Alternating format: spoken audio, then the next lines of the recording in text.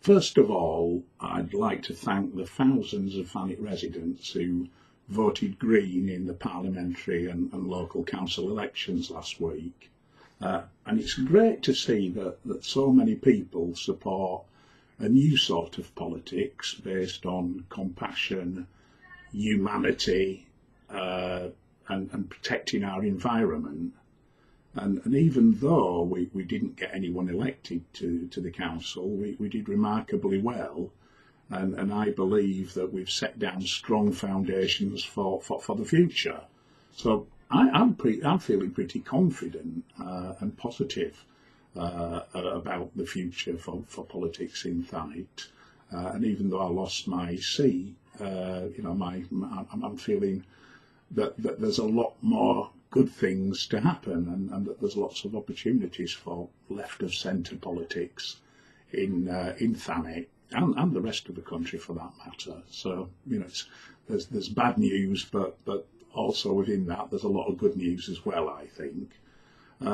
But having said that, we have had a remarkable situation in Thanet where even though Farage wasn't elected, the council has gone quite massively UKIP. In fact, it's the only council in the UK that is under UKIP control. So it is a rather bizarre and contradictory situation where the UKIP MP was rejected, but the council is now under UKIP control. And I'm sure people will speculate and wonder why that's happened, and that's what I intend to do a little bit of right now, because to be brutally frank, the success of UKIP in Thanet, on the council in particular, was entirely due to the actions of a bunch of idiotic wankers who go by the name of Thanet Labour councillors. And just like in Scotland, these councillors were the authors of their own misfortune. It was their actions which led directly to the decimation of the Labour Party on Thanet Council, and a reduction from 26 councillors to a gang of 4. And there's no other reason. I can't see any other reason. And just like in Scotland, I think it was their high-handed arrogance and their failure to listen to residents that brought about their collapse. Their secrecy, their constant blaming of other people for the problems that they had created and had to deal with, and their massive, quite unbelievable incompetence with things like Dreamland, the Ramsgate Pleasure Armour debacle, the Trans-Europa ferry scandal. These things didn't help the Labour Party at all. In fact, they were quite instrumental in its collapse. And also as well, their outright lies, especially about their commitments to protecting the environment in Thanet and defending our green fields and open spaces, whilst at the same time agreeing to allow the building of 6,000 houses on farmland, and agreeing for the Parkway station to be built again on farmland, all part of their universally opposed and totally out of touch local plan for the area. And of course as well, there was the absolutely deceitful duplicity of Thanet Labour councillors, and in particular the Labour cabinet over Manston Airport, where they tried to face two directions at the same time and be all things to all people. And let's face it, nobody likes a liar.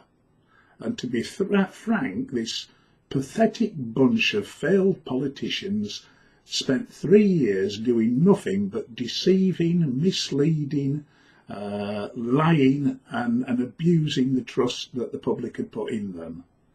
And although I massively disagree with UKIP, And although I've made my position very, very clear on UKIP over the past few months, quite frankly, Thanet Labour councillors deserve what they got.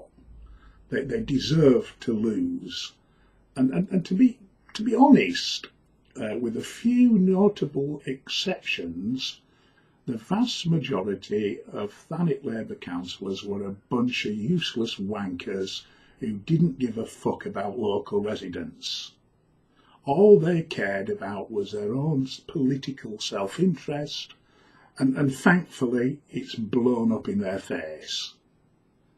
But although there are difficult times ahead, and although the people of Thanet are probably going to face some serious difficulties with a UKIP council and a Tory government, particularly vulnerable people and people on low income, that there's going to be a massive, horrendous squeeze, and people who are already experiencing hard times are really going to be in for even more difficult times.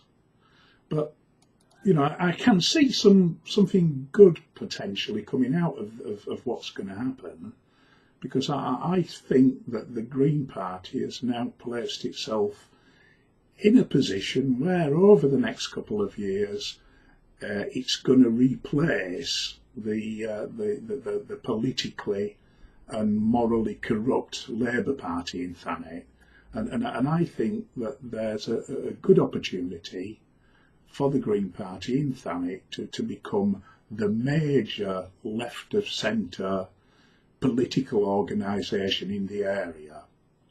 Because one thing the election's shown us really is that loyalty to the two old school party monsters, the Labour and the Tories, is beginning to collapse and crumble, and newer parties are coming along, and they're having a bigger influence, like the Green Party, the SNP in Scotland, Plaid Cymru in Wales, and of course UKIP.